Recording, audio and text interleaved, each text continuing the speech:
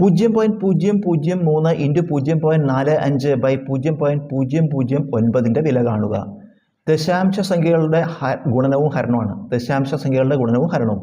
നമ്മൾ ആദ്യം ചെയ്യേണ്ടത് അംശത്തിൽ ആകെ എത്ര ദശാംശ സ്ഥാനമുണ്ട്, അംശത്തിൽ ആകെ എത്ര സ്ഥാനമുണ്ട്, ദശാംശ സ്ഥാനമുണ്ട്. ഇവിടെ ദശാംശം കഴിഞ്ഞിട്ട് 1 2 3 സ്ഥാനം. ഇവിടെ ദശാംശം കഴിഞ്ഞിട്ട് 1 2, ഇവിടെ ദശാംശം കഴിഞ്ഞിട്ട് 3 സ്ഥാനം, ഇവിടെ ദശാംശം കഴിഞ്ഞിട്ട് 2 സ്ഥാനം. അപ്പോൾ ആകെ 3ഉം 2ഉം കൂട്ടിയ 5 ദശാംശ സ്ഥാനമുണ്ട്. എവിടെ?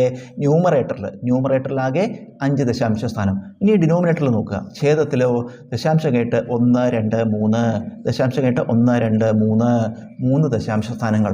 അംശത്തിൽ 5 ദശാംശ സ്ഥാനം, ഛേദത്തിൽ 3 ദശാംശ സ്ഥാനം. എവിടെയാണ് കൂടുതൽ? അംശത്തിലാണ് കൂടുതൽ. അപ്പോൾ നമ്മൾ അംശത്തിലത്തെ ദശാംശം കളയുക. എവിടെയാണ് കൂടുതൽ വെച്ചാൽ അവിടുത്തെ ദശാംശം കളയുക. ഇവിടെ അംശത്തിൽ ന്യൂമറേറ്ററിലാണ് കൂടുതൽ, ഇപ്പോൾ ഇവിടുത്തെ ഡെസിമലാണ് കളയുക. അപ്പോൾ ഇവിടെ ഡെസിമൽ കളഞ്ഞാൽ എന്താവും? 3 ഇൻറ്റു ഇവിടുത്തെ ഡെസിമൽ കളഞ്ഞാൽ എന്താവും? 45. അപ്പോൾ നമ്മൾ എന്ത് ചെയ്തു?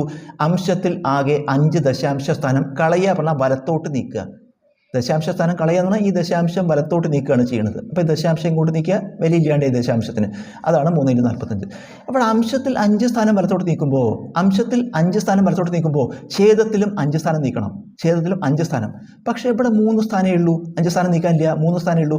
അപ്പോൾ നമുക്ക് ബാക്കി 2 സ്ഥാനങ്ങൾക്ക് പരിഹരിക്കാൻ വേണ്ടി 2 0 ചേർക്കുക. അപ്പോൾ 900 എന്ന് വരും. 900. നമുക്ക് ഈ 3 ഇപ്പോൾ ദശാംശം എല്ലാം പോയി, 3ഉം 900 വെട്ടിച്ചെടുക്കുമ്പോൾ ഇവിടെ 300 എന്ന് വരും.